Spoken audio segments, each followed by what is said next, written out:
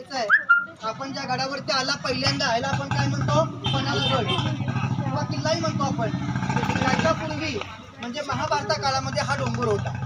सुरुवातीचं नाव आहे पन्नगालय. शब्द आहे संस्कृत. पन्न म्हणजे सर्प, आलय म्हणजे गहर, म्हणजे नागा लोकांचं घर. या डोंगरावर त्यावेळेच्या काळामध्ये पराशर मुनी ऋषीमुनी राहायचे.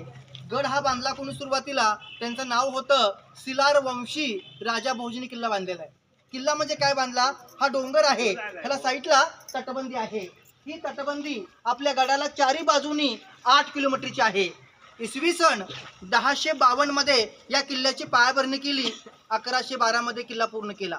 1052 1112 त्या राजा भोजला किल्ला बांधायला 60 वर्ष लागले, आयुष्य गेलं. गडाचं बांधकाम पाहतो आपण, पूर्वी सिमेंट नव्हतं, गुळ चुना मातीमध्ये आहे. सध्या गडाला 1000 वर्षा